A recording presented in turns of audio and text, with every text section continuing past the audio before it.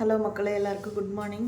ரொம்ப நாள் ஆச்சு லாங் வீடியோ போட்டு. அது மட்டும் இல்லாமல் இன்றைக்கி வேறு விநாயகர் சதுர்த்தி. ஃபஸ்ட்டு வந்து விநாயகர் சதுர்த்தி செய்ய வேணாம் அப்படின்னு தான் பேசினது.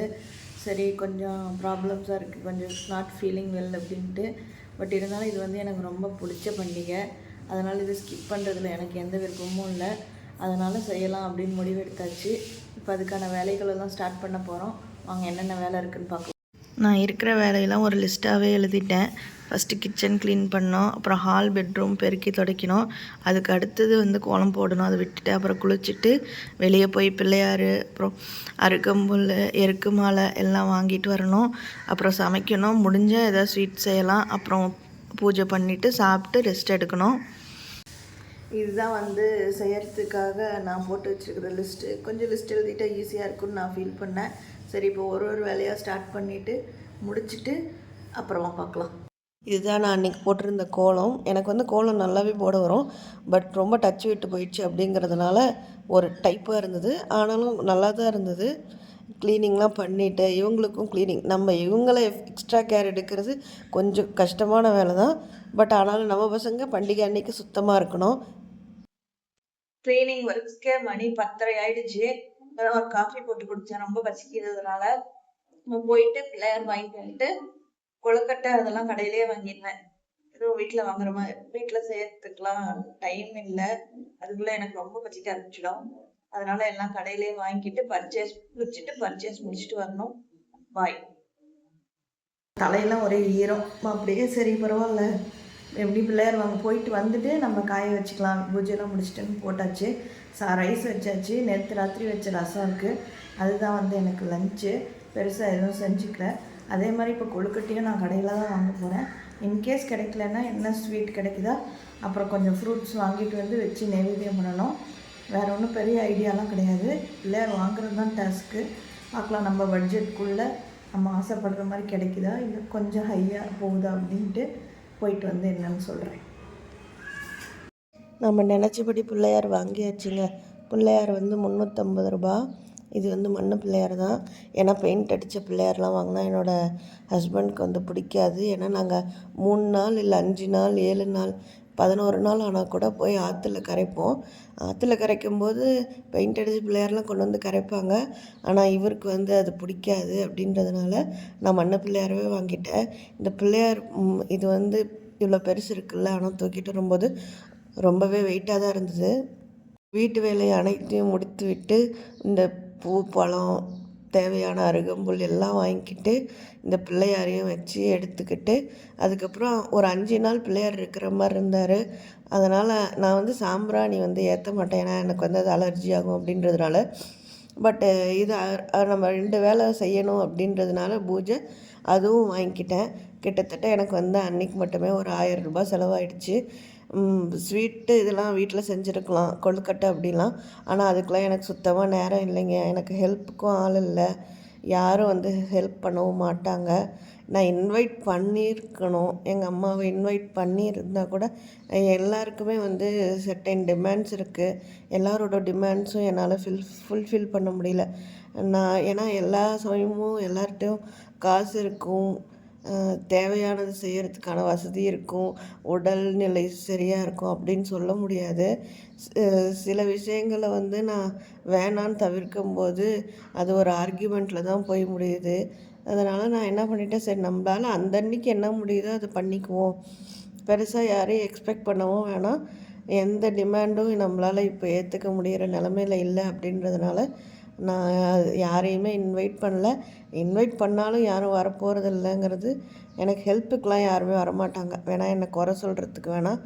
அங்கே இருந்த இடத்துலையே இருந்து எல்லாம் சொல்லுவாங்க. நான் போனாலும் என்னை குறை சொல்கிறதுக்கு இருக்குது, என் இடத்துக்கு வந்தாலும் என்னை குறை சொல்கிறதுக்கு இருக்குது. எல்லாருக்குமே ஃபேமிலி வந்து நல்ல ஃபேமிலிலாம் அமையிறது இல்லைங்க. சில பேருக்கு வந்து அது பிறந்த வீடாக இருக்கட்டும், இல்லை மாமியார் வீடாக இருக்கட்டும், டாக்ஸிக்காக இருக்கிறவங்க இருக்காங்க. 2 சைடுமே டாக்ஸிக்கான ஃபேமிலி தான் எனக்கு. ஸோ இப்போ எனக்கு வந்து யாரும் ஹெல்ப் பண்ணலனோ, இல்லை நான் யாரையும் இன்வைட் பண்ணல அப்படின்னோ வருத்தப்படுறதுக்கான இடத்துல வந்து அந்த அன்றைக்கி நான் இல்லை.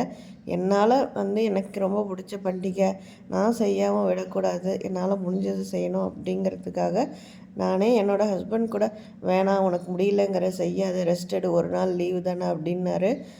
நானும் அப்படி தான் யோசித்தேன். சரி எந்த பண்டிகையுமே கொண்டாடலைன்னா கூட பிள்ளையார் பண்டிகையை நம்ம வந்து கொண்டாடாமல் இருக்கக்கூடாது. நமக்கு யாரும் செய்யலை, அதனால் நமக்கு கடவுள் தான் துணையாக இருக்கணும் அப்படின்றதுனால நான் இதை கொண்டாடினேன். நான் எல்லாம் வாங்கிட்டேன். ஆனால் எனக்கு இந்த மாலை வாங்கணும், மல்லிகைப்பூ வாங்கணும் அப்படிங்கிறதெல்லாம் சுத்தமாக மறந்து போச்சு. ஐடியாவே இல்லை. இப்போ நான் கிட்டத்தட்ட வீட்டுக்கிட்ட வந்ததுக்கப்புறம் தான் அதெல்லாம் நினப்பு வந்தது. அதனால் எனக்கு வந்து அந்த இது பன்னீர் ரோஸ் வாங்கிட்டு வந்திருந்தேன். அதில் வந்து அப்படியே மாலையாக அது கட்ட முடியல. ஏன்னா நிறையா ரோஸ் வந்து உதிர்ந்து போகிற மாதிரி தான் இருந்தது. சரி எந்தெந்த இதுக்கெல்லாம் காம்பு இருக்கோ அதை மட்டும் வச்சு ஒரு சின்ன அது தலையில் வைக்கிற அளவுக்கு இருந்தால் போதுன்ற அளவுக்கு நான் கட்டிட்டேன். எனக்கு வந்து இன்ஸ்டன்ட் மூளை தான். இந்த ப்ரீ பிளான் பண்ணி இப்படி பண்ணி அப்படி பண்ணி அதை பண்ணி இதை பண்ணின்ட்டுலாம் எனக்கு தெரியாதுங்க. எனக்கு எப்பயுமே இன்ஸ்டன்ட் மூளை தான். இன்ஸ்டண்ட்டாக எனக்கு வந்து ஒரு ஐடியா வரும், அதை வச்சு நான் செஞ்சுடுவேன். அன்றைக்கும் அப்படி தான் நான் செஞ்சேன். சரி நீங்கள் பூஜையை பாருங்கள். மும்பையில் வந்து இந்த பிள்ளையார் பண்டிகை ரொம்ப ஃபேமஸ் அப்படின்னு சொல்லி நான் கேள்விப்பட்டிருக்கேன். அதெல்லாம் கூட ரீசெண்டாக தான் கேள்விப்பட்டேன். ஸோ நமக்கு வந்து அந்த கடவுளோட அனுகிரகம் இருந்தது, அந்த பிள்ளையாரோட அருள் இருந்தது அப்படின்னா நிச்சயமாக அதை போய் பார்க்குறதுக்கான வாய்ப்புகள் நமக்கு அமையும் அப்படிங்கிறத நான் நம்புகிறேன். அதுக்கு ஒரு இனிஷியேட்டிவாக கூட இதை எடுத்துக்கலாம். எப்பயுமே இல்லை, நீங்கள் ஒரு வேலையை தனித்து யாரோட ஹெல்ப்பும் இல்லாமல் ஒரு விஷயத்தை செஞ்சு முடித்தா அதோட பலமே தனி தான். அதை வந்து அந்த அன்னைக்கு நான் புரிஞ்சுக்கிட்டேன். நான் சின்ன வயசுலேருந்து எல்லா வேலையும் செய்வேன். இந்த சப்போர்ட்டாக இந்த வெளியே போயிட்டு வர்றது அந்த மாதிரியான எல்லா வேலைகளும் எனக்கு பார்க்க முடியும். ஆனால் வீட்டு வேலை வந்து நான் பெருசாக செஞ்சதில்லை. ஏன்னா அப்போ வந்து எனக்கு நிறையா ஆளுங்க இருந்தாங்க. எங்கள் அம்மா, எங்கள் பெரியம்மா அப்படின்னு நிறையா பேர் இருப்பாங்க, செய்வாங்க. அதனால் எனக்கு இந்த கடைக்கு போயிட்டு வர வேலைங்கள்லாம் எனக்கு சின்ன வயசுலேருந்து ரொம்ப பழக்கமானதுனால அது ரொம்ப ஈஸி. பட் இங்கே வந்து இதையும் பார்க்கணும், அதையும் பார்க்கணும். இங்கே நினைக்கலாம் தினம் வீட்டை க்ளீன் பண்ண மாட்டிங்களா, அந்த அன்றைக்கி பண்ணணுமா இல்லையான்ட்டு. பண்டிகை நாள் அப்படின்னா நம்ம வந்து எக்ஸ்ட்ரா கேர் எடுத்து நாள் கிழமைனா அந்த வீட்டை சுத்தபத்தமாக தொடச்சி எல்லாமே பண்ணி தான் நம்ம பண்ணி ஆகணும். அதுக்கு ஆப்ஷனே கிடையாது. ஏன்னா நம்ம எல்லாமே புழங்குற இடமா இருக்கிறதுனால. ஸோ அந்த அன்றைக்கி வந்து எனக்கு கொஞ்சம் அது எக்ஸ்ட்ரா வேலையாக தான் இருந்தது, என்ன தான் டெய்லி நம்ம செஞ்சுருந்தாலும். ஸோ இந்த பிள்ளையார் சதுர்த்தி பூஜை மூலமாக நான் தெரிஞ்சுக்கிட்டது என்னென்னா, நமக்கு வந்து யாரும் ஹெல்ப்புக்கு இல்லை அப்படிங்கிறத கவலைப்படாமல் நமக்கான சக்தியை மட்டும் கொடுன்னு அந்த கடவுளையே வேண்டிட்டு அந்த கடவுள் மேலேயே பாரத்தை போட்டு அன்றைக்கான நாளை வந்து நம்ம எவ்வளோ எஃபர்ட் போட முடியுமோ போட்டு செய்யலாம். இந்த பிள்ளையார் வந்து எனக்கு அமைஞ்சது கூட ரொம்ப அழகாக இருக்குது பாருங்கள். அவ்வளோ அம்சமான பிள்ளையார். எனக்கு அந்த ஆற்றுல கொண்டு விடும்போது கூட எனக்கு ஒன்றும் மனசுலாம் வரல. ஆனால் அது வந்து ப்ரொசீஜர், வந்தார், இருந்தார், போய் தான் ஆகணும் அப்படிங்கிற ஒரு ப்ரொசீஜரை ஃபாலோ பண்ணுங்கிறதுனால கொண்டு போய் விட்டுட்டேன். ஸோ இவ்வளோ தான் இந்த வீடியோ உங்களுக்கு கண்டிப்பாக பிடிச்சிருக்கும் அப்படின்னு நினைக்கிறேன். என்னடா சம்மந்தமே இல்லாமல் ஒரு மாதத்தில் போஸ்ட் பண்ணுறேன் அப்படின்னு நினைக்காதீங்க. இதெல்லாம் ஆல்ரெடி நான் ஷூட் பண்ணி வச்சுட்டேன். நான் தான் சொல்கிறேனே, நான் எல்லாத்தையும் தயங்கி கொஞ்சம் லேட்டாக செய்கிற ஆள். சிங்கிள் ஹேண்டடாக என்னால் முடிஞ்சது இன்றைக்கி செஞ்சுட்டேன். எனக்கு ஆசைப்பட்ட மாதிரி கணபதி, போப்பா, மோரியா பிள்ளையார் எல்லாருக்கும் நல்ல அருளையும் செல்வத்தையும் சந்தோஷத்தையும் ஐஸ்வர்யத்தையும் கொடுக்கணும்னு வேண்டிக்கிறேன். எல்லோரும் நல்லா இருக்கணும், நாமளும் நல்லா இருக்கணும். ஒரு வழியாக முடிஞ்சுது விநாயகர் சதுர்த்தி. இன்னும் 5 நாள் இருப்பார், ஞாயிற்றுக்கிழமை வரைக்கும். நம்மளால் இன்றைக்கி வந்து கடையில் தான் வாங்கி வைக்க முடிஞ்சிச்சு. அடுத்தடுத்த நாள் என்ன வீட்டில் செய்ய முடியுதோ அதை செஞ்சு நைவேத்தியம் பண்ணலாம். ஓகே, எல்லாருக்கும் பாய்.